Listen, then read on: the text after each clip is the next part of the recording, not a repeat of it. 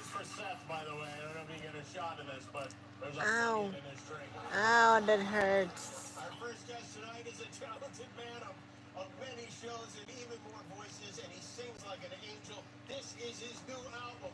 It's called Bless Life, The Lost Sinatra. Please welcome Seth MacFarlane.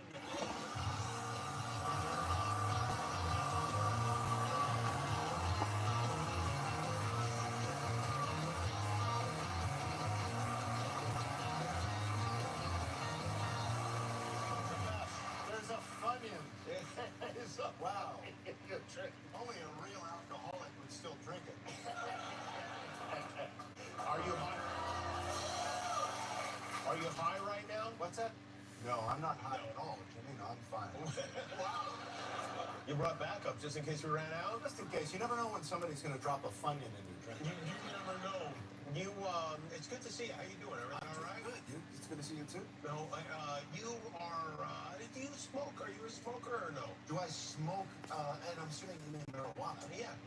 Or anything. I smoke a lot less marijuana than I advertise. I see. Oh. With Family Guy, people expect me to smoke a lot of weed. And I try to, please the audience by pretending that that's the case. I smoke weed maybe like twice a year. Are you saying that because you don't want your family to know? You're hiding it from your parents?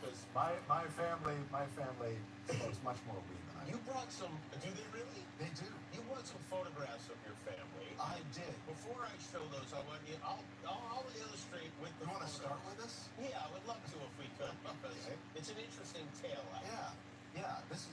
Your producer has been trying to get me to tell this story for years. Well, I think it gives us some insight into how you came to be. And out of respect for those involved, I've resisted. But now, there's a lot of liquid under here. There is liquid. Don't worry about it.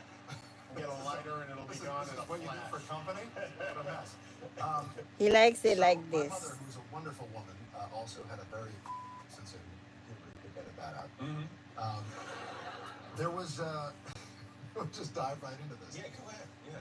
My grandfather, who's a wonderful, wonderful man, Coast Guard, World War II, national hero. We love him, but I knew him as Grandpa. Came to visit with his girlfriend one year, and they were both in their 70s. And Did your grandma know?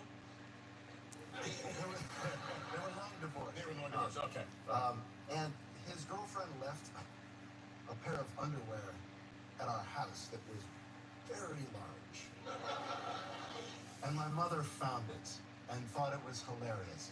My cousin Eric comes to visit. They were two kindred spirits. Okay. Again, wonderful guy, social worker, living safe.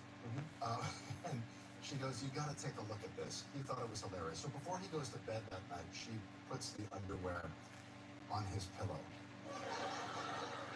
And he gets a laugh out of it. He wakes up early the next morning and goes into our freezer and finds a steak and wraps the steak in the underwear. And it was there for God knows how long. Next Christmas, under his tree, he opens a present and there is the underwear. So he had my mother's name sewn into the band of the underwear and FedExed to her boss.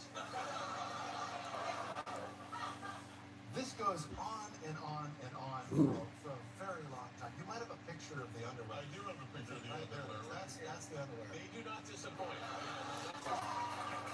It's a good size underwear. That's my mom.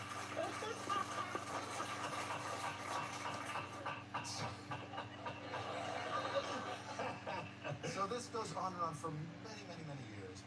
And finally, they're sitting there one night around Thanksgiving, and my mother says to my cousin Eric, you know it's not going to stop until one of us is dead. And eventually, my mother passed away. The problem is that she had the underwear when it happened. Oh. And we don't know where it is. Oh. There's nothing in the will. Maybe it'll show up when you least expect it. It could be. If I know her, there was some sort of posthumous plan.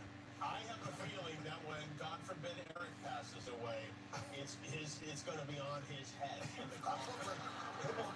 Knowing my mother, it will probably be on his headstone. But yes, so that's that story. When you were a kid, did you love like